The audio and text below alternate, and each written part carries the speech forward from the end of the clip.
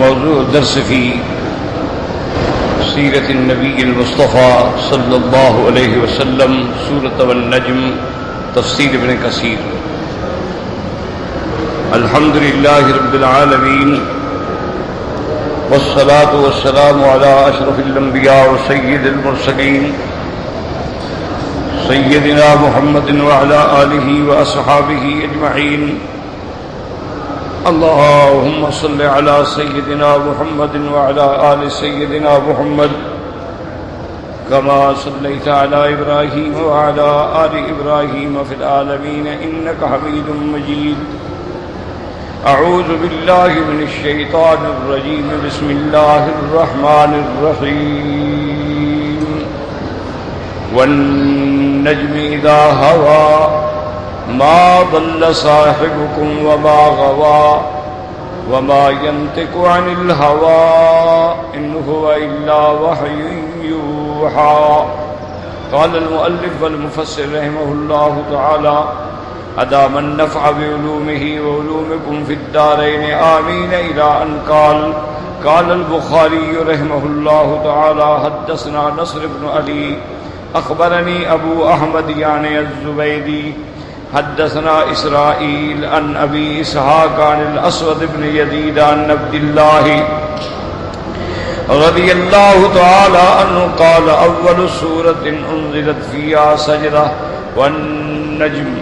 قال فسجد النبي صلى الله عليه وسلم وسجد من خلفه إلا رجلا رأيته أخذ كفا من تراب فسجد عليه فرأيته بعد ذلك قتل كافرا وهو أمية بن خلف. وقد رواه البخاري رحمه الله أيضا في مواضع ومسلم وأبو داود والنسائي من طرق النبي إسحاق به. وقوله في الممتنع أنه أمية بن خلف في هذه الرواية مشكل فإنه قد جاء من غير هذه الطريق أنه عتبة بن ربيعة. اب مفسر رحمۃ اللہ علیہ فرماتے ہیں کہ امام بخاری رحمۃ اللہ علیہ نے اس سند کے ساتھ حدثنا نصر بن علی الى آخرہ عن الاسود بن یزید ان عبد اللہ، یہ حضرت عبداللہ ابن مسعود رضی اللہ تعالی عنہ ہے. اور یاد رکھیں کہ جہاں بھی حدیث کی سند میں ان عبداللہ قال النبی صلی اللہ علیہ وسلم کا ذکر آئے گا تو وہاں لازماً عبداللہ ابن مسعود مراد ہوتے ہیں، ورنہ تو عبداللہ ابن عمر بھی ہیں، عبداللہ ابن عمر بھی ہیں، عبادلہ ہیں. لیکن جہاں صرف عبداللہ کا ذکر آئے تو اس سے مراد حضرت عبداللہ ابن مسعود رضی اللہ تعالیٰ عنہ ہیں. آپ فرماتے ہیں اول سورۃ انزلت فیہا سجدہ، یعنی یہ پہلی صورت ہے جس کے اندر سجدہ تلاوت جو ہے وہ آیا. حضور صلی اللہ علیہ وسلم نے جب یہ سورت مبارک پڑھی فسجد النبی صلی اللہ علیہ وسلم، حضور پاک نے سجدہ کیا اور سجد من خلفہ، اور آپ کے پیچھے جتنے آدمی تھے وہ بھی سجدے میں گر گئے.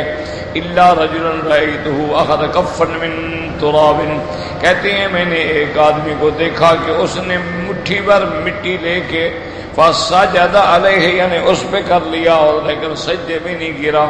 فرماتے ہیں ورأیتہ بعد ذلک قتل کافرا، پھر میں نے دیکھا کہ اس کے اس انکار کی، اس کے اس تکبر کی اللہ نے اس کو سزا دی کہ وہ کافر ہو کے مرا اور کافر ہو کے قتل ہوا.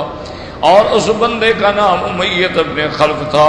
وقد رواہ البخاری ایضا فی مواضع، امام بخاری رحمۃ اللہ علیہ نے اور بھی کئی مواضع پہ ذکر فرمایا ہے، کیونکہ یہ امام بخاری رحمۃ اللہ علیہ کی عادت مبارک ہے کہ وہ ایک حدیث جو ہے کئی مقام پہ ذکر کرتے ہیں اور اشارہ کرتے ہیں کہ اس حدیث میں یہ مسئلہ بھی ہے، یہ مسئلہ بھی ہے، یہ مسئلہ بھی ہے.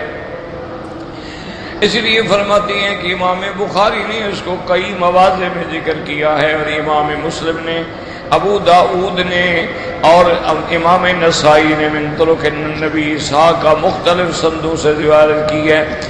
لیکن اب مفسر رحمۃ اللہ علیہ فرماتے ہیں کہ مشکل یہ ہے کہ اتنے بڑے بڑے ائمہ نے جو روایت کی ہے اس میں سجدہ نہ کرنے والے کا نام امیہ ابن خلف ہے، لیکن بہت ساری اس کے علاوہ بھی اسناد ہیں اور کئی اور روایات ہیں جس کے اندر سجدے نہ کرنے والا عتبہ ابن ربیعہ ہے۔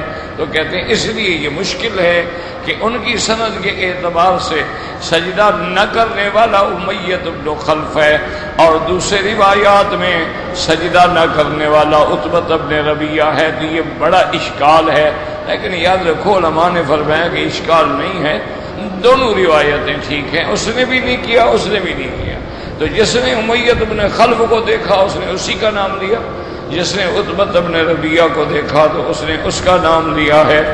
اللہ پاک فرماتے ہیں بسم اللہ الرحمن الرحیم والنجم اذا ہوا ما ضل صاحبکم وما غوا وما ينطق عن الهوى ان هو الا وحی یوحی قال الشعبی وغیرہ والخالق یقسم بما شاء من خلقه والمخلوق لا ينبغي له ان يقسم الا بالخالق۔ اب امام شعبی رحمت اللہ علیہ فرماتے ہیں کہ اللہ خالق ہیں اور خالق کو جس چیز کی بھی قسم کھائیں ان کی مرضی ہے، ان کو کوئی سوال نہیں کر سکتا ہے، لیکن مخلوق کو اللہ کے نام کے سوا کسی چیز کی قسم کھانا جو ہے وہ ناجائز ہے، بلکہ بعض روایت میں ہے کہ اللہ کے سوا غیر کی قسم کھانے والا کافر ہو جاتا ہے، اور ایک روایت میں ہے کہ جس نے اللہ کے نام کے سوا کسی غیر کی قسم کھائی اس نے شرک کیا ہے۔ واختلف المفسرون في معنى قوله والنجم اذا هوى۔ اب مفسر رحمۃ اللہ علیہ فرماتے ہیں کہ والنجم اذا هوى کے معنی کے اندر مفسرین کرام کا اختلاف ہے۔ فقال ابن ابی نجیح المجاہد یعنی بالنجم الثریا اذا سقطت مع الفجر۔ حضرت ابن ابی نجیح حضرت مجاہد رحمت اللہ علیہ سے روایت فرماتے ہیں، انہوں نے فرمایا نجم سے مراد ثریا ہے کہ جب صبح کا وقت قریب آتا ہے تو وہ ڈوب جاتی ہے، تو نجم سے مراد ثریا۔ وقضى رواه عن ابن عباس وسفيان الثوري واختاره ابن جرير وزعم السدي انها الزهرة، اور حضرت سدی رحمت اللہ علیہ فرماتی ہیں کہ نجم سے مراد وہ زہرہ ستارہ ہے۔ اب اس کے بعد قال الضحاک والنجم اذا هوى اذا رمى به الشیاطین، وہ فرماتے ہیں اس سے وہ تارے مراد ہیں جس سے شیطانوں کو مارا جاتا ہے اور بھگایا جاتا ہے۔ وهذا القول له اتجاه لبل اعمش المجاهد في قوله تعالى والنجم اذا هوى۔ اب مفسر فرماتے ہیں کہ حضرت مجاہد کا ایک قول مبارک یہ بھی ہے کہ والنجم اذا هوى سے مراد ہے قرآن پاک کی وہ صورتیں جو اللہ نے اتاری ہیں، چونکہ اللہ تبارک و تعالی نے قرآن کو لوح محفوظ میں رکھا، بل هو قرآن مجید فی لوح محفوظ۔ پھر اللہ تبارک و تعالی نے لوح محفوظ میں سے اتار کے آسمان دنیا میں بیت العزت پہ رکھا۔ لیلۃ القدر کی رات تھی اور رمضان المبارک کا مہینہ تھا۔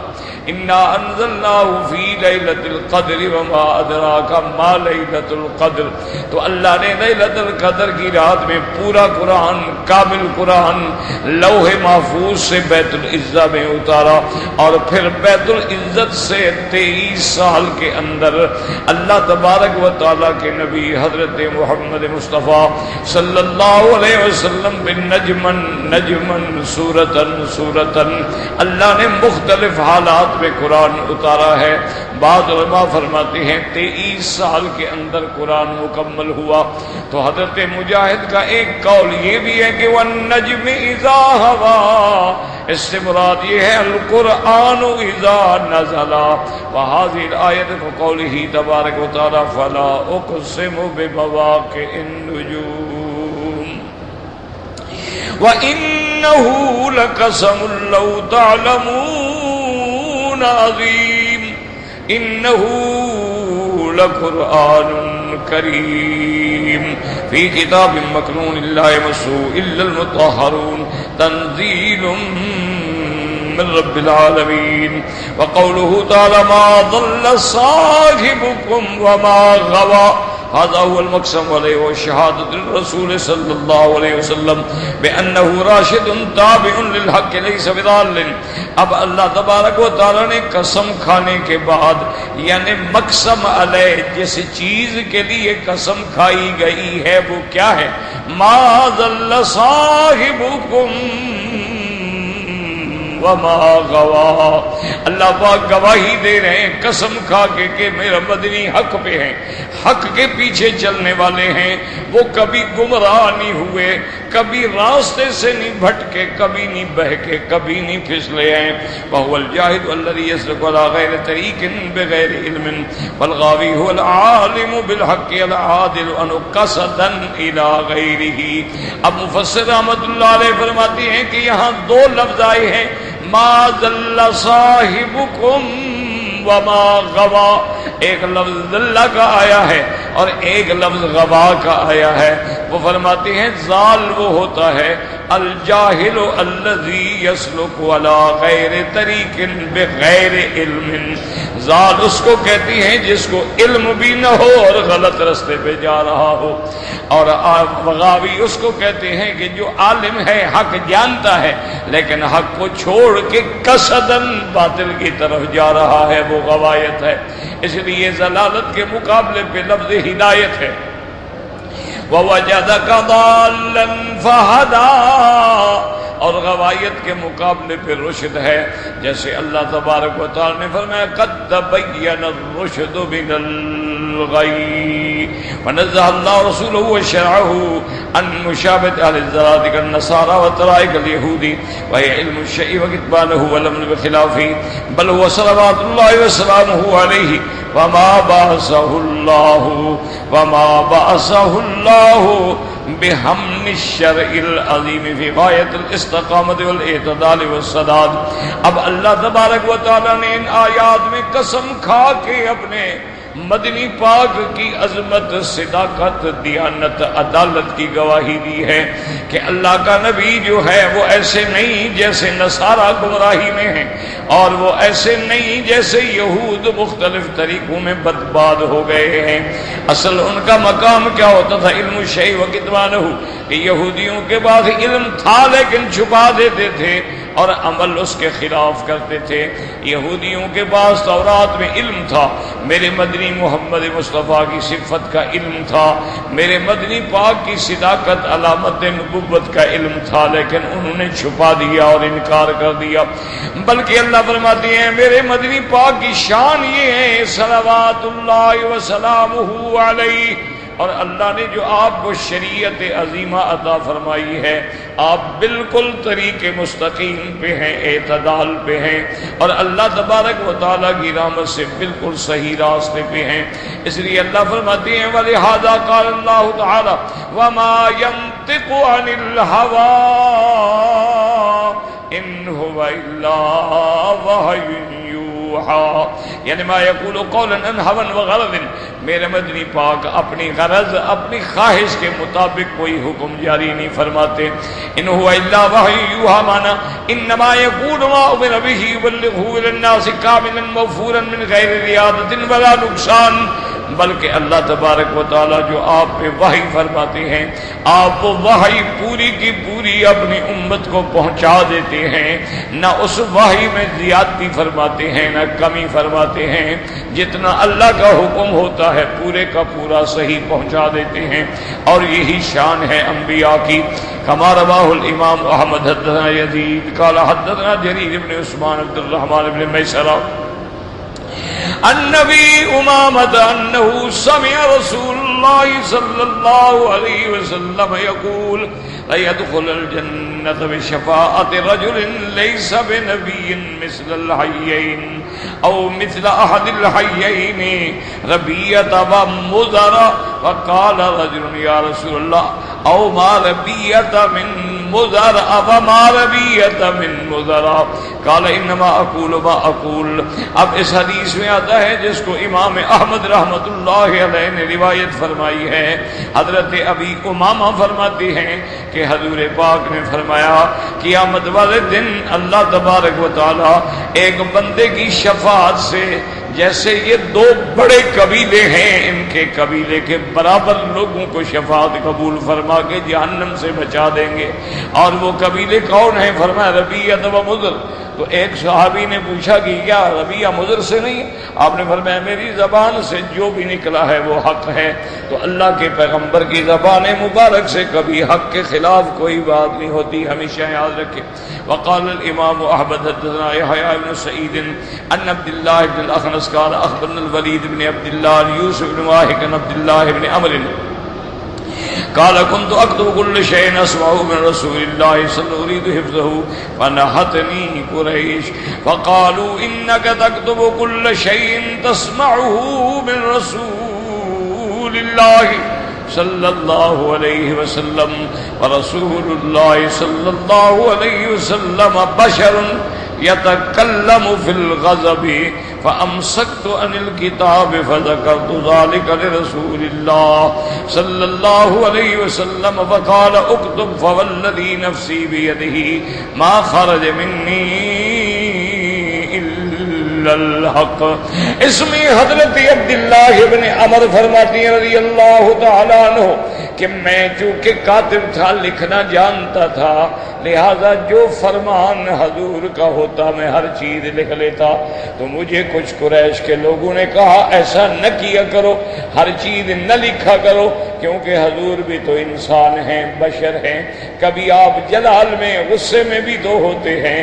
اس لیے عبداللہ ابن عمر فرماتے ہیں کہ میں نے لکھنا بند کر دیا، اور پھر میں نے حضور سے عرض کیا کہ یا رسول اللہ صلی اللہ علیہ وسلم میں تو آپ کی ہر بات لکھ لیتا تھا، لیکن مجھے قریش کے لوگوں نے منع کیا ہے کہ کبھی حضور غصے میں بھی تو کوئی بات فرماتے ہیں، چونکہ آپ بشر ہیں، آپ انسان ہیں، لہذا ہر بات نہ لکھا کرو۔ حضور پاک نے فرمایا کہ لکھا کرو، تمہیں منع نہیں کیا جاتا بلکہ میں حکم دیتا ہوں اکتب فوالذی نفسی بیدہ ما خرج منی الا الحق۔ آپ جو بھی میں کہوں لکھتے رہو، مجھے قسم ہے اس ذات کی جس کے قبضے میں میری جان ہے، میری زبان سے حق کے سوا کوئی بات نہیں نکلتی ہے۔ اور یاد رکھو کہ ان روایات سے یہ ثبوت بھی ہو گیا جو جاہل کہتے ہیں کہ حدیث تو لکھی ہوئی نہیں ہے، 250 سال بعد لکھی گئی۔ یہاں سے ثابت ہوا کہ حضور کے زمانے میں جیسے قرآن لکھا جاتا تھا، ایسے حضور کا فرمان مبارک بھی لکھا جاتا تھا اور محفوظ ہوتا تھا۔ ورواه ابو داود عن مسدد وابي بكر بن شيبة كلاهما يحيى بن سعيد القطان به وقال الحافظ ابو بكر البزار حدثنا احمد بن منصور قال حدثنا عبد الله بن صالح قال حدثنا ليس بن عجلان عن زيد بن اسلم النبي صالح النبي هريره رضي الله تعالى عنه عن النبي صلى الله عليه وسلم قال ما اخبرتكم انه من عند الله فهو الذي لا شك فيه۔ اس حدیث میں یہ بات ہے کہ حضور پاک نے فرمایا میں جو بات تم سے کہوں کہ یہ اللہ کی طرف سے ہے اس میں کوئی شک نہیں۔ ثم قال لا نعلم يروي الا بهذا الاسناد وقال الامام احمد حدثنا يونس قال حدثنا ليس محمد بن سعيد ابن ابي سعيد النبي هريره عن رسول الله قال اقول الا حقا قال بعض الصحابه فانك تدائبنا يا رسول الله قال اني لا اقول الا حقا۔ اس حدیث میں حضرت ابی ہریرہ روایت کرتے ہیں حضور پاک صلی اللہ علیہ وسلم سے، آپ نے فرمایا لا اقول الا حقا، میں نہیں کہتا مگر حق بات۔ صحابہ نے کہا حضور کبھی کبھی تو آپ ہمارے ساتھ مزاح بھی فرماتے ہیں، ہنسی بھی فرماتے ہیں، تو آپ نے فرمایا میں ہنسی میں فرماؤں یا غضب میں فرماؤں، میں وہی بات کہتا ہوں جو حق ہوتی ہے۔ تو اس لیے یاد رکھیں کہ ایک تو وحی جلی ہے یعنی قرآن ہے، اس میں تو کوئی شک ہی نہیں، نہ بات ہی ختم ہو گئی کہ وہ لفظ بھی اللہ کے ہیں اور معنی بھی اللہ کی طرف سے، اور ایک وحی خفی ہے، اس میں جتنی شرعی امور ہیں اس میں بھی کوئی شک نہیں کہ اللہ نے وحی کے ذریعے حضور کو بتلائے۔ ہاں البتہ جو دنیاوی امور ہیں، بعض امور میں اجتہاد بھی ہے، تو اللہ اپنے نبی کو اجتہاد کی غلطی میں بھی قائم نہیں رکھتے، فوراً ہدایت آ جاتی ہے۔ اور حضور کے باقی دنیاوی معاملات ہیں، بیوی بچے اہل عیال گھر بار دوست احباب، تو ان سے بھی میرے نبی کی جو بات نکلتی ہے نا سچ ہوتی ہے، کیوں جس کی عادت ہی سچ ہو اس سے جب بھی نکلے گا سچ نکلے گا۔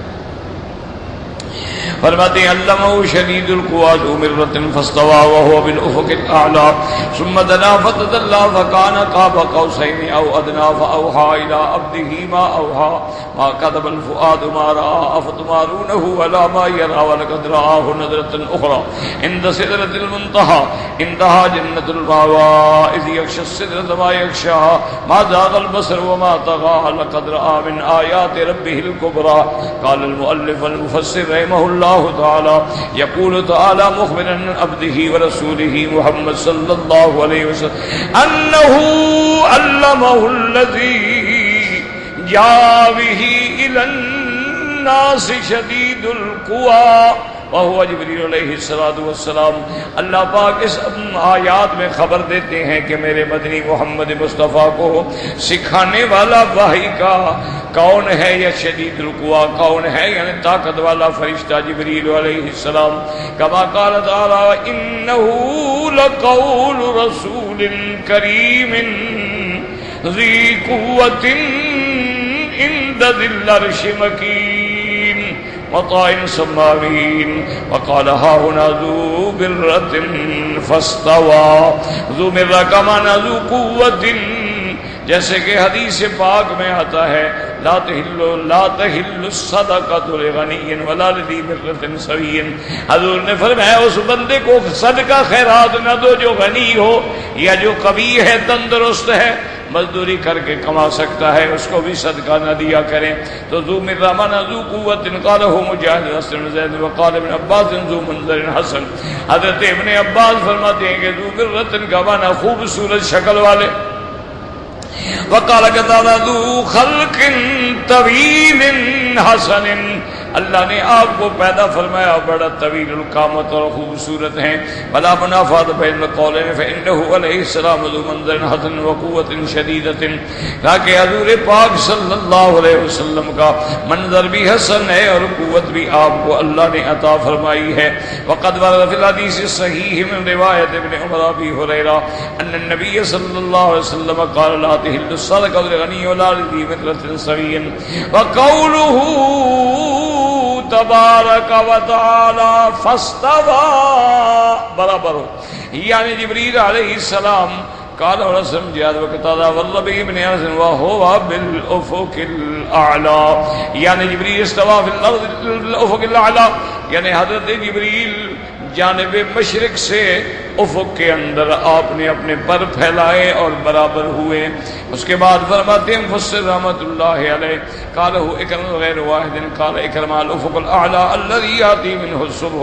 انہوں نے فرمایا کہ افق کے اعلی سے کیا مراد ہے. افق کے اعلی سے جانب مشرق مراد ہے جہاں سے سورج نکلتا ہے وہ افق کے اعلی ہے. فرماتی ہیں جب اس کی روایت کے اندر آتا ہے آپ نے فرمایا الافق الاعلی الذی یاتی منہ الصبح. قال مجاہد وطلع الشمس. حضرت مجاہد رحمۃ اللہ فرماتے ہیں افق الاعلی سے مراد ہے جہاں سے سورج نکلتا ہے مانا مشرق کی جانب سے. وقال قتادہ هو الذی یاتی منہ النہار جہاں سے دن آتا ہے. بات ایک ہی ہے سورج ہو دن ہو تو سارا مشرق سے آتا ہے. وقال ابن عياض حدثنا ابو ذر قال حدثنا مسلم بن عمرو اليامي ابو القاسم حدثنا عبد الرحمن بن محمد بن طلحه ابن مصرف حدثني ابي ان الوليد بن قيس ساق بن القحطان لا يظنه ذكره ان عبد الله بن مسعود رضي الله تعالى عنه ان رسول الله صلى الله عليه وسلم يجد في سورته الا مرتين. حضرت عبداللہ بن مسعود فرماتے ہیں کہ میرے آقا نے رحمت دو عالم محبوب دو عالم صلی اللہ علیہ وسلم نے جبریل علیہ السلام کو 2 دفعہ دیکھا ہے. اما واحد نسل یراہ فی صورته فزد الافق. ایک دفعہ تو خود حضور نے فرمایا کہ جبریل مجھے اپنی اصلی شکل دکھلاؤ. تو اصلی شکل میں جب مشرق کی طرف سے آئے تو سارا افق جو تھا آپ سے بھر گیا ہے. اور دوسری دفعہ جب حضور جبریل کے ساتھ تھے جب معراج کی رات ہوئی ہے وہاں بھی آپ نے اس کو اصلی شکل میں دیکھا ہے. وقد قال ابن جریحہ هنا قول نمرہ لغیرہ ولا حقاه عن أحد وحاصل ذهب إلى أنوانا فاستوى هذا الشديد القوي المرة هو محمد صلى الله عليه وسلم بالأفق استوى يا جميعا بالأفق الأعلى وذلك ليلة الإسراء. اب مفسر فرماتا ہے کہ ابن جریر رحمت اللہ علیہ نے ایک قول نقل فرمایا ہے جس کو اور کسی مفسر نے بھی نقل نہیں فرمایا. وہ فرماتے ہیں کہ اس سے مراد یہ ہے کہ حضور پاک اور جبریل دونوں یعنی افق اعلیٰ میں برابر ہوئے جب معراج کی رات تھی تو آپ دونوں اکٹھے تھے. ثم جاء قالوا من العربية فقالوا قولي إذا كنا ترابا وآباؤنا فأتوا بالآباء المكنا فيه كنا من غير إظهار نحن فكذلك قالوا فاستوى وهو قال ذاك الفرعون بعد ألم ترى أن النبع يسلب عوده ولا يستوي والخروج المتقصف وهذا الذي قالوا من جهة العربية متجه ولكن لا يساعده المعنى على ذلك فإن هذه الرؤية جبريل لم تكن ليلة الإسراء بالقبلها. اب مفسر رحمت اللہ علیہ فرماتی ہیں پھر انہوں نے لغت عرب سے اور شعراء کے کلام سے اپنی بات میں وزن پیدا کرنے کے لیے دلائل دیے ہیں.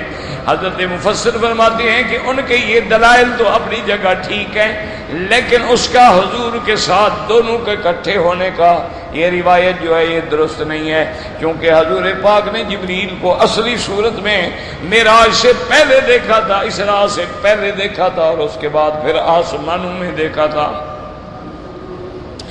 ورسول اللہ صلی اللہ علیہ وسلم فی الارض حضور پاک زمین پہ تھے. وحبت علیہ جبریل علیہ السلام اللہ علیہ جبریل علیہ السلام آئے حضور کے قریب ہوئے فاقترب منہ والصورت خلق اللہ علیہ حضور کے بالکل قریب آئے اور وہ اپنی اصلی صورت میں تھے جبریل جس پہ اللہ نے ان کو پیدا فرمایا. لہو ستمائۃ جناح اس کے 600 پر ہیں. ثم رآہ بعد ذاکرۃ اخری عند سدرۃ المنتہی یعنی لیلۃ الاسراء اور اس کے بعد پھر لیلۃ الاسراء اور معراج میں حضور پاک نے اس کو سدرۃ المنتہی کے پاس دیکھا تھا. وكانت هذه الرؤية الأولى في أوائل البعثة بعدما جاءه جبريل عليه السلام أول مرة فأوحى الله إليه صدر سورة اقرأ ثم فتر الوحي فترة ذهب النبي فيها مرارا ليتردى من رؤوس الجبال. اب مفسر رحمۃ اللہ علیہ فرماتے ہیں یہ پہلی رؤیت جو ہے جبریل کی یہ اول زمانے میں ہے جب حضور پہ وحی نازل ہوئی اقرأ بسم ربک الذی خلق. اس کے بعد پھر وحی یعنی بند ہو گئی, زمانے فترت انقطاع وحی ہو گیا. حضور پریشان ہو جاتے اور وحی کی انتظار میں حضور فرماتے کبھی کبھی تو میرے دل میں خیال آتا کہ میں کسی پہاڑ سے چھلانگ لگا دوں لیکن جبریل آ کے پھر مجھے تسلی دیتے. فَكُلَّمَا هَمَّ بِذَلِكَ نَادَاهُ جِبْرِيلُ مِنَ الْهَوَىٰ ہوا سے جبریل آواز دیتے یا محمد انت رسول اللہ حقا وانا جبریل. حضرت جبریل آواز دیتے کہ محمد مصطفیٰ آپ کیوں غم کر رہے ہیں, آپ سچے نبی ہیں اور میں جبریل ہوں. فَيَسْكُنُ لِذَلِكَ جَاشِعُ وَتُقَرُّ عَيْنَهُ اس کے بعد حضور کو سکون نصیب ہوتا اور آنکھوں کو ٹھنڈک ملتی. وَكُلَّمَا طَالَ عَلَيْهِ الْأَمْرُ آدَمَ السِّيَاحَ حَتَّى تَبَدَّى لَهُ جِبْرِيلُ وَرَسُولُ اللَّهِ صلی اللہ علیہ وسلم خلق اللہ علیہ اور جب بعد لمبی ہو جاتی حتیٰ کہ پھر جبریل اپنی اصلی صورت میں آئے. لَهُ سِتُّمَائَةُ جناح اللہ نے آپ کو 600 پر دیے ہیں. قد صد عظم خلقه الافق فاقترب منه واوحى اليه ان الله عز وجل ما امره به فعرف عند ذلك عظمة الملك الذي جاءه بالرسالة جلالة قدره وعلو مقامته عند خالق الذي بعثه اليه. حضور پاک نے جب اس کو اصلی شکل میں دیکھا اس کے بعد اس نے جو اللہ کی طرف سے وحی لائے تھے وہ وحی بھی پہنچائی. تو اب حضور پاک کو بھی پتہ چلا کہ وہ فرشتہ جو وحی لے کے آتا ہے اس کی کتنی بڑی عظمت ہے اور کتنا بڑا مقام ہے اور کتنی بڑا شان ہے.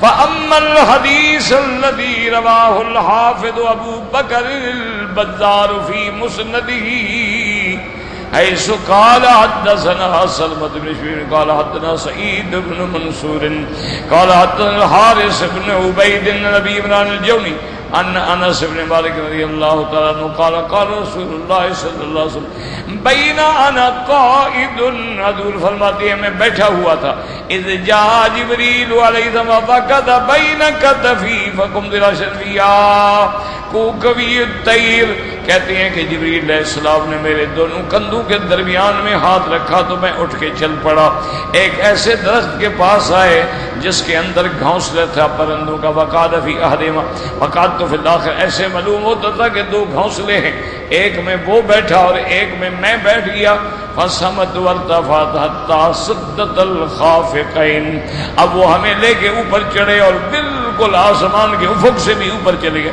وانا اقلب طرفی، اور میں دیکھ رہا تھا آنکھیں پھیر کے، وفتح ولو شئت لمس السماء، وہ مجھے اتنا اونچے لے گئے میں چاہتا تو آسمانوں کو ہاتھ لگا لیتا، فالتفت وإذا جبريل جلس الهاتف فضل علمه بالله علیہ، میں نے دیکھا کہ حضرت جبریل علیہ السلام بیٹھے ہوئے ہیں تو پھر مجھے اس کے علم اور اس کے مقام کا پتہ چلا، وفتح لي باب من ابواب السماء ورأيت النور الاعظم، اور میرے لیے آسمانوں کے دروازے کھولے گئے اور میں نے نور اعظم جو ہے اس کو بھی دیکھا، فإذا دون الحجاب رفرفت الدر والیاقوت، ایک ایسا رفرفہ کہتے ہیں تخت کو جو موتیوں اور یاقوت سے بنا ہوا تھا، وأوحى ما شاء الله أن يوحي، ثم قال بذا لا يرويه إلا الحارث بن عبيد وكان رجلا مشهورا من أهل البصرة، قلت الحارث بن عبيد هذا هو أبو قدامة الأيادي،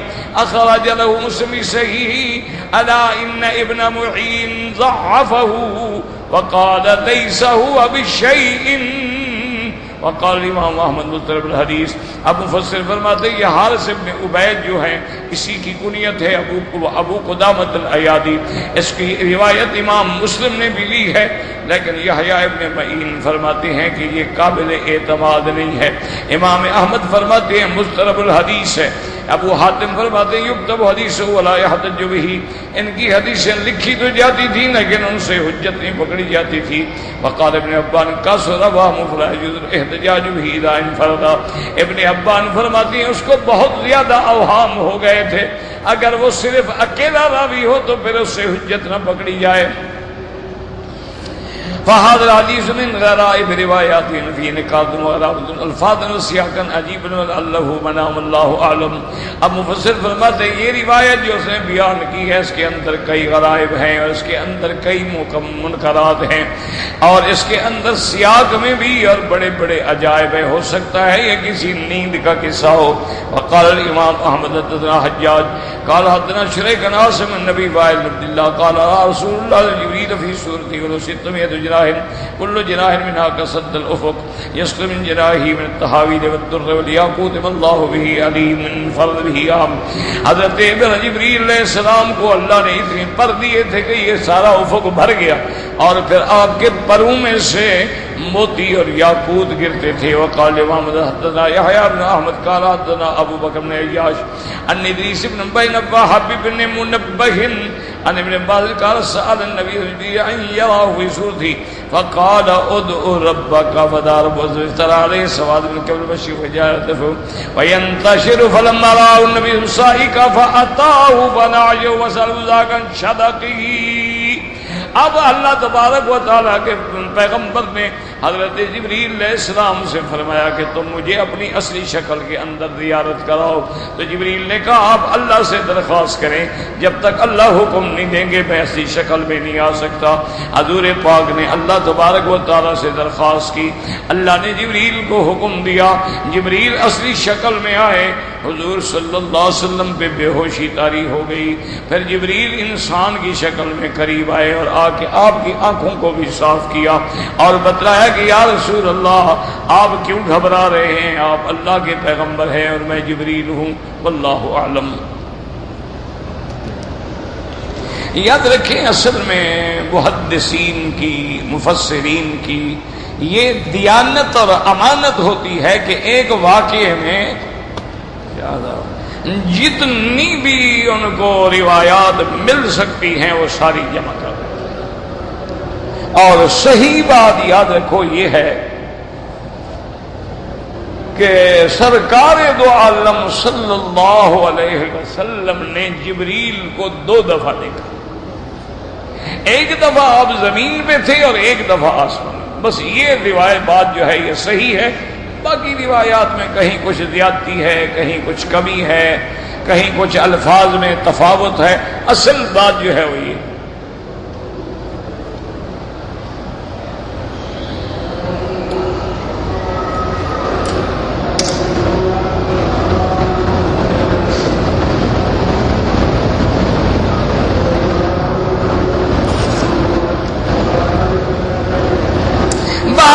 آپ کے پاس کوئی چیز کسی کی گری ہوئی آپ نے اٹھائی، پھر آپ کی جیب کٹ گئی، انشاءاللہ آپ کے ذمہ کچھ نہیں ہے.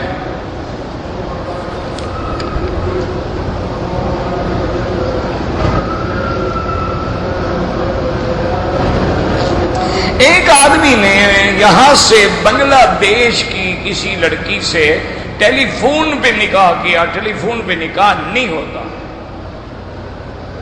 اس کی وجہ ہے، یاد رکھو، کہ نکاح کے اندر دونوں کا یعنی دولہا دلہن کا ایک مقام پہ ہونا شرط کہ دونوں موجود ہوں. اچھا، اگر دونوں ایک جگہ نہ ہوں تو دونوں کے وکیل ایک جگہ ہوں، یعنی لڑکا کسی کو وکیل بنا دے اور لڑکی بھی اپنے باپ کو یا چاچا کسی کو وکیل بنا دے، وہ آ کے ان کا ایجاب قبول کر لیں، پھر نکاح ہوگا.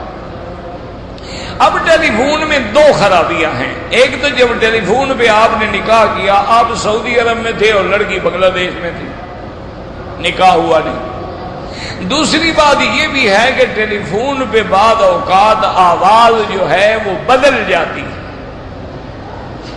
اور بعض لوگ دھوکہ دے کر تیری آواز کے اندر آواز بنا کے بھی بات کر سکتے ہیں. تو اس لیے اسلام نے بڑی پابندی لگائی ہے کہ نکاح کا معاملہ بڑا اہم معاملہ ہے. خدا نہ کرے دھوکہ ہو جائے تو یہ تو حلت حرمت کا مسئلہ ہے. اس لیے وہ نکاح نہیں ہوا. اب اس بندے کو چاہیے کہ وہی بنگلہ دیش میں کسی عالم دین کے پاس جا کے باقاعدہ نکاح کر لے، اور جب تک وہ نکاح نہیں کرے گا زنا ہوتا رہے گا. اس کی بیوی بنی نہیں ہے. وہ کہتے جی کہ ایک شخص نے ایک ہی مجلس میں گواہوں کے سامنے اپنی بیوی کو 3 طلاق دی ہیں، اور اس کے بعد پھر وہ اکٹھے بھی رہ رہے ہیں. تو بہرحال میرا بھائی، امام ابو حنیفہ رحمت اللہ علیہ اور امام شافعی رحمت اللہ علیہ اور امام مالک رحمت اللہ علیہ اور امام احمد بن حنبل رحمت اللہ علیہ اور جمہور ائمہ محدثین رحمہ اللہ سب 3 کو 3 کہتے ہیں. اور جب 3 طلاقیں ہو جائیں تو اب وہ عورت اپنے پہلے شوہر پہ حلال نہیں ہو سکتی. فلا تحل له من بعد حتى تنكح زوجا غيره. اب وہ کسی اور آدمی سے شادی کرے، اور وہ بھی کرائے کی شادی نہ ہو، باقاعدہ شادی ہو. پھر اگر وہ اپنے منشے سے طلاق دے دے تو عدت گزارنے کے بعد پھر پہلے شوہر سے نکاح ہو سکتا ہے، ورنہ نہیں ہو سکتا. اصل سنت طریقہ تو یہ ہوتا ہے نا کہ عورت جب حیض سے پاک ہو تو آپ ایک طلاق دے دیں، پھر جب دوسرے حیض سے پاک ہو طہر میں ہو تو آپ ایک اور طلاق دیں، پھر تیسرے طہر میں جب ہو تو آپ اور طلاق دیں. اصل سنت طریقہ یہ ہے. بیک وقت ایک ہی دفعہ میں 3 طلاقیں دینا خلاف سنت ہے، لیکن ہو جاتی ہے. کیونکہ طلاق ایک ایسی بلا ہے کہ اب دیکھو نا جی، جیسے کسی کو گولی مارنی ہو، ضروری تو نہیں کہ پہلے وضو کرے تو پسٹل چلے گا، گولی لگے گی، ورنہ بغیر وضو والے کی نہیں لگتی. گولی تو گولی ہے نا، اس نے تو لگنا ہے. اسی لیے حضور نے فرمایا ہے کہ ثلاث جدہن جد وحذلہن جد، النکاح والطلاق والعتاق. 3 چیزیں ہیں جن کی حقیقت بھی حقیقت ہے اور مذاق بھی حقیقت ہے. یعنی ایک آدمی ڈرامے میں اپنی بیوی کو ڈرامے میں ایک کردار کے طور پہ طلاق دے دے، طلاق ہو گئی. تو اس لیے بہرحال جمہور کے نزدیک یہ 3 طلاقیں ہیں اور اس پہ حلال نہیں ہو سکتی. ہاں البتہ بعض علماء اہل حدیث رحمت اللہ علیہم ایک مجلس کی 3 طلاقوں کو ایک سمجھتے ہیں، تو اگر ان کے فتویٰ لے کے اس نے عمل کیا ہے تو پھر قیامت میں مفتی جواب دے گا، وہ تو نہیں دے گا. لیکن جمہور کے نزدیک یہی مسئلہ ہے کہ 3 ہوتے ہیں. یہ مصیبت ہے نا جی کہ طلاق پہلے دیتے ہیں، مسئلے بعد میں پوچھتے ہیں. کیا فائدہ ہوا؟ اسلام نے کتنی عجیب بات رکھی ہے کہ بھی طلاق نہ دو، دینی ہے 1 دو، اور وہ بھی طہر میں دو، اور وہ طہر بھی ایسا ہو کہ جس حیض کے بعد میاں بیوی آپس میں ملے بھی نہ ہوں. کیوں؟ ہو سکتا ہے حمل ٹھہر گیا ہو. اصل منشا خداوندی کیا ہے؟ تاکہ طلاق نہ ہو، کہ اب حیض کے بعد ایام طہارت میں میاں بیوی مل گئے، ہم کہتے ہیں اب طلاق مت دو، اب اگلے حیض کا انتظار کرو، اگلے حیض سے پھر پاک ہو، اتنی دیر میں اللہ کرے گا سلو بھی ہو جائے گی. منشا اسلام یہ ہے کہ طلاق واقع نہ ہو. ابغض الحلال عند اللہ الطلاق، اللہ کے ہاں حلال چیزوں میں سب سے مبغوض چیز جو ہے وہ طلاق سے بچا کریں. اگر کوئی ایسی مجبوری ہے 1 طلاق دو تاکہ رجوع کرنا پڑے تو کر لو. کوئی اور زیادہ تم نے تماشا بنانا ہے 2 دے دو، چلو پھر نکاح سے تو کام ہو جائے گا. لیکن یہ کیا ہے کہ جب دینے پہ آئے تو فوراً برسٹ مار دیا، اور جب برسٹ مار دیا اب جی ہاں جی میاں مولوی صاحب اب راستہ نکالو. مولوی صاحب کیا راستہ نکالے؟ یہ تو قیامت میں پتہ لگے گا.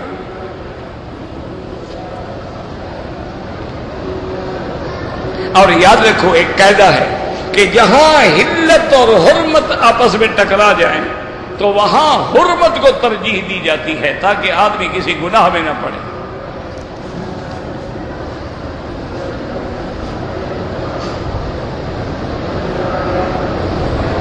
کہتے ہیں جی کہ ایک آدمی پہ حج فرض تھا، وہ فوت ہو گیا، اس کے بچے جو ہیں ان کے پاس طاقت نہیں ہے، بہرحال نہیں ہے تو بس اللہ سے اس کی بخشش مانگیں، مغفرت مانگیں، یا پھر ایسا کریں کہ مکے میں کسی رہنے والے تعلق دار سے اس کا حج بدل کروا دیں. تو یہاں تو کوئی ایسا خرچہ نہیں ہوتا نا.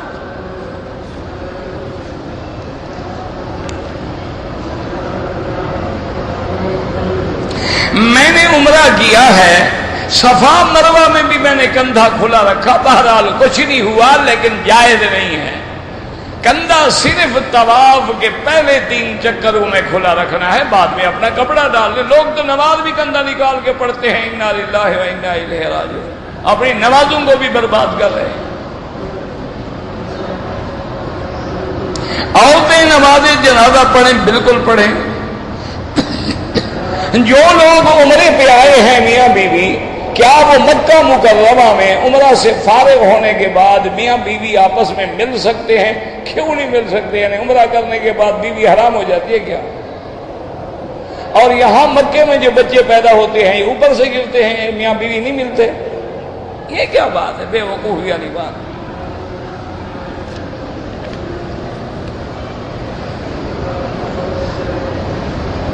کہتے جی کہ میں نے پاکستان سے آتے ہوئے ایئرپورٹ پہ احرام بھی باندھا اور نیت بھی کر لی، لیکن شلوار میں نے نہیں اتاری، تو اگر 4-5 گھنٹے پہنے رہے ہو تو دم پڑ گئی. مجھے پتہ نہیں، شلوار تمہیں نظر نہیں آئی؟ کو آنکھیں نہیں تھی؟ جہاز میں بیٹھے رہے، سوار ہوتے رہے، کھانے کھاتے رہے، اور اس کے بعد تمہیں شلوار نظر ہی نہیں آئی. ماشاءاللہ کمال کی بات ہے بھائی. ایک بکری بطور دم لے کے ذبح کر کے غریبوں کو کھلا دے، انشاءاللہ پھر کبھی اللہ نے عمرہ نصیب کیا. مجال ہے کہ تمہیں شلوار بھولے. جب بکری دو گے نا 400 ریال کی اور 22 روپے سے ضرب ہوگی تو 8,000 یا 9,000 روپے بنیں گے ایک بکری کے. یہ مسئلہ تو تیری نسلوں کو بھی نہیں بھولے گا انشاءاللہ. اپنی اولاد کو بھی کہہ جائے گا بیٹا عمرے میں جانا خیال کرنا، شلوار نہ بھول جائے. اسلام نے جو سزا رکھی ایسے تو نہیں رکھی نا، حکمتیں ہیں.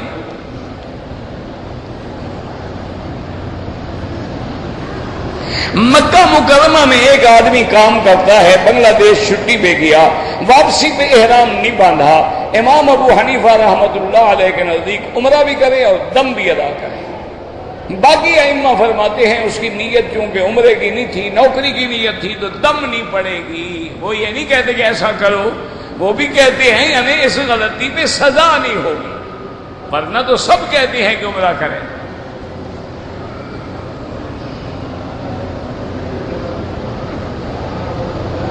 اگر ایک آدمی نے عمرہ کرنے کے بعد چھوٹے چھوٹے بال تھے تو میں نے 3 جگہ سے ٹک لگایا، جب بال چھوٹے چھوٹے تھے ٹک کیسے لگ گیا جناب؟ آپ کو اس طرح پھروانا چاہیے تھا، نہیں پھروایا، اس طرح پھرواؤ، ایک بکری دم بھی ادا کرو۔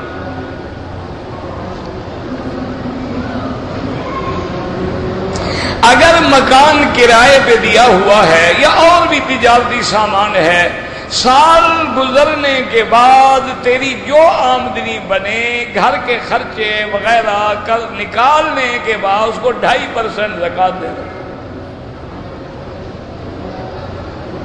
کار شار کی کوئی زکوٰۃ نہیں ہوتی، گلاب کی بھی نہیں ہوتی، نقدی سونا چاندی سب کی زکوٰۃ ہے۔ آج کل تو بڑا مشکل مسئلہ ہے، یہ میرے خیال میں کل کی بات ہے، میں گزر رہا تھا تو ٹی وی پر ایک مباحثہ چل رہا تھا زکوٰۃ کے بارے میں، تو میں کھڑا ہو گیا۔ مولوی کو تو مرض ہوتی ہے نا مسئلے کی، میں کھڑا ہوا، ابھی کیا کہہ رہے ہیں مولوی صاحبان، کچھ تقریباً 4 مفتی صاحبان بیٹھے تھے اور ایک وہ ٹی وی کا نمائندہ تھا، اینکر تھا جو سوالات کر رہا تھا۔ تو بہرحال ایک نے تو کہا جی کہ بینک سے پیسہ جو زکوٰۃ ہے وہ بینک کو کوئی حق نہیں زکوٰۃ لینے کا۔ اس نے کہا کہ جی بالکل زکوٰۃ لینے کا حق ہے۔ اچھا، دوسرا سوال ہے کیا زکوٰۃ جو ہے لینے کے بعد اگر ہم ایک بلڈنگ بنا دیں، ایک پلادہ کھڑا کر دیں، اس کا کرایہ غریبوں کو ملتا رہے، کیا جائز ہے؟ تو ایک مولوی صاحب نے کہا کہ نہیں، جائز نہیں ہے، چونکہ اس میں لام تملیک کا ہے، لازمی زکوٰۃ کا مالک بنانا پڑے گا۔ تو دوسرے مولوی صاحب نے کہا کہ نہیں، لام تملیک کے لیے نہیں ہے، لام استحقاق کے لیے یہاں بنا سکتے ہیں۔ بہرحال ساری باتیں ہو رہی تھیں، خدا کی شان یہ ہے۔ اب میرے پاس تو کوئی نمبر نہیں تھا ان کا، ورنہ میرا خیال آیا کہ بھی میں نمبر ملا کے بات کروں ان سے۔ پہلی بات آپ مجھے میرے عزیز یہ بتائیں، زکوٰۃ دینے میں نیت شرط ہے یا نہیں ہے؟ انما الاعمال بالنیات۔ ایک آدمی نے پیسے دے دیے لیکن زکوٰۃ کی نیت نہیں کی، ادا ہوگی؟ تو جب بینک کاٹتا ہے ہم خواب دیکھتے ہیں، اس وقت ہماری نیت ہوتی ہے، تو ادا کیسے ہوگی؟ ایک بات۔ دوسری بات یاد رکھو کہ بینک زکوٰۃ کاٹتا ہے اس سے جو سیونگ اکاؤنٹ ہے، کرنٹ اکاؤنٹ سے نہیں کاٹتے۔ اب سیونگ اکاؤنٹ میں میں نے رکھا 1 لاکھ روپے، اس پر مجھے ملے گا 9% سود ملے گا، یعنی سال کے بعد کتنا ہو گیا؟ 1,09,000 روپے، اور اب زکوٰۃ کاٹنی ہے 2.5%، مجھے ملا تھا کتنا؟ 9%، تو اسی سے 2.5% کاٹ لیں گے، تو زکوٰۃ تو سود سے کاٹ رہے ہو، یہ کہاں حلال ہو گئی ہے؟ اصل پیسہ تو میرا محفوظ ہے نا، وہ جو میرا 1 لاکھ تھا وہ تو محفوظ پڑا ہوا ہے نا، اس پر جو ہمیں ملا ہے 9%، اس سے زکوٰۃ کٹ گئی، باقی بھی ہمیں بچ گیا، وہ تو زکوٰۃ ہم سود سے دے رہے ہیں۔ انا للہ و انا الیہ راجعون، سود تو لعنت ہے، یہ زکوٰۃ کیسے ادا ہو گئی؟ اچھا، دوسری بات یہ ہے کہ زکوٰۃ تب ہوگی جب مال پہ 1 سال گزر جائے، سال کے بعد ہم حساب کریں گے۔ ابھی رمضان شریف آ رہا ہے، اچھا بھی دکان کا کرایہ یہ آیا، مکان کا کرایہ یہ آیا، کاروبار میں ہمیں نفع یہ آیا، اتنا ہمارا سامان بچا ہوا ہے، اس سارے کو جمع کرنے کے بعد ہم اس کی زکوٰۃ دے دیں گے۔ اچھا، اب بینک میں ہم نے پیسے کو رکھے ہیں سیونگ اکاؤنٹ میں شعبان میں، انہوں نے تو سال کی زکوٰۃ کاٹ لینی ہے نا رمضان میں، اس میں تو 1 مہینہ گزرا ہے، زکوٰۃ کیسے کٹ گئی؟ یہ بالکل حرام ہے۔ اگر کسی کی بات ہو سکتی ہو نا ٹیلی فون سے ان لوگوں سے، تو ان کو بتائیں کہ یہ کوئی زکات شکات نہیں، یہ تو سود سے زکات کٹ رہی ہے۔ مالک کی نیت ہی نہیں، مالک کو پتہ ہی نہیں، اور اس کے بعد اس میں ہولان ہول بھی نہیں ہوا۔ اچھا پھر زکات کے لیے ضروری ہے فقراء مساکین، ان کو ہم نے دینی ہے۔ یہ زکات تو جناب ایسے چل رہی ہے ہمارے علاقے میں، پرانی بات ہے، مجھے ایک آدمی نے بتایا، اس نے کہا جی ایک بورڈ لگا کے اپنے گھر کے ڈیرے کے ایک کمرے کو میں نے بنا لیا مدرسہ۔ جب کوئی چیکنگ پارٹی آتی ہے تو کسی مدرسے کے 10-20 طالب اور ایک حافظ میں بٹھا دیتا ہوں، اور سال کے بعد مجھے ملتے ہیں 2 لاکھ روپے زکات کی مد سے۔ وہ میں جا کے جب چیک لیتا ہوں تو کلرک کہتے ہیں کہ جناب مولوی صاحب ہمیں پتہ ہے کہ تم فراڈی ہو، نہ مدرسہ ہے، نہ مولوی ہے، نہ تنخواہ ہے، لہذا 20,000 ہمیں دے دو، باقی چیک لے جاؤ۔ تو 20,000 تو کلرک کھا جاتے ہیں، 1,80,000 یہ جھوٹا مولوی کھا جاتا ہے، زکات کہاں ادا ہو گئی؟ بس انا للہ و انا الیہ راجعون، دین کو مذاق بنا دیا گیا ہے۔ بھائی اللہ کے بندے دین پہ عمل نہیں کر سکتے ہو، نہ کرو، مذاق تو نہ بناؤ نا۔ وہ ڈیرہ غازی خان ایک علاقہ ہے، اس میں ایک وزیر صاحب گئے کسی سکول کی تقریر کرنے کے لیے، افتتاح کے لیے، تو اس میں انہوں نے مولویوں پہ روب ڈالنے کے لیے حدیث پڑھی کہ طلب العلم فریضۃ علی کل مسلم و مسلمۃ۔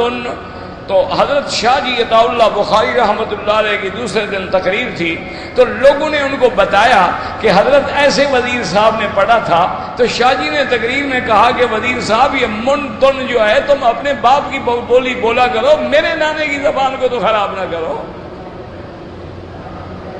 اور شرم کرو، تم انگریزی بولا کرو، تم یہ من تن کہاں سے؟ علی کل مسلم من و مسلمۃ، علی حرف جارہ ہے، اس کے بعد من تن کیسے آ گیا؟ تو جس بندوں کو یہ بھی پتہ نہ ہو کہ حرف جارہ کیا ہوتا ہے، جس بندے کو یہ بھی پتہ نہ ہو کہ مصدر کی تبدیلی سے معنی بدل جاتا ہے، وہ کیا فیصلہ کریں گے؟ یہی تو ہم رونا روتے ہیں اور ہمارے نوجوان بھائی بیٹے نہیں مانتے۔ دیکھو نا مثلا کالا، ایک اگر ہم آگے کہیں کالا یقول قولا، یا ہم کہیں کالا یقیل کیلولتن، تو دونوں میں معنی کا فرق ہے۔ ایک معنی میں کالا یقول قولن سے مراد ہوگا بات کرنا، کالا یقیل کیلولتن کا معنی ہوگا دوپہر کو سونا۔ مصدر بدل گئی، معنی بھی بدل گیا۔ یہ بہرحال دکھ کی بات ہے، آپ پہنچا سکتے ہیں تو کسی کو ٹیلی فون کے ذریعے بات کر رہے ہیں۔ عمرہ بھی کسی کے لیے آپ کر سکتے ہیں، سب دوستوں کے نام پہ عمرہ نہیں ہوتا، ایک آدمی کے لیے ایک ہوتا ہے۔ اگر جنازے کی 2 تکبیریں گزر جائیں، جب امام سلام پھیر لے جلدی جلدی تکبیریں پوری کر لیں، اللہ اکبر اللہ اکبر السلام۔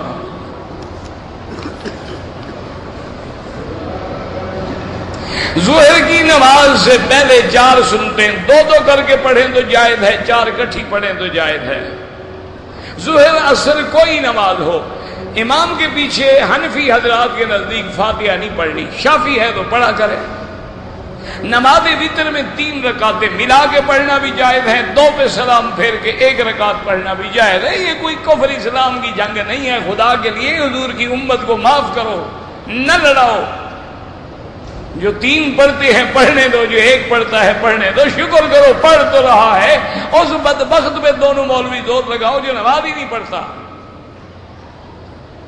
مدینے سے آ رہے تھے، مغرب کی نماز مقامی امام کے پیچھے کھڑے ہو گئے، 2 رکعت پڑھ کے دوسرے پر سلام پھیرا، ہم نے تیسری رکعت علیحدہ ادا کیا، ٹھیک ہے، کیا ایسا ہی کرنا تھا اور کیا کرنا تھا؟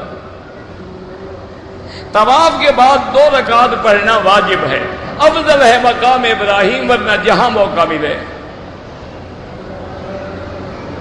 اگر ایک عورت نے مسجد عائشہ سے احرام باندھا ہے، عمرے کی نیت کر لی، اب ایام حیض آ گئے، اب اپنے گھر میں بیٹھی رہے، جب ایام پورے ہوں غسل کریں، عمرہ مکمل کرے، پھر جائے۔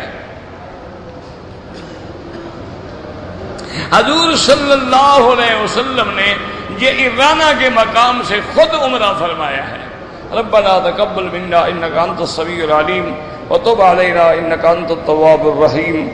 اللهم اجعل لنا وللمسلمين من كل هم فرجا ومن كل ضيق مخرجا ومن كل بلاء عافيا.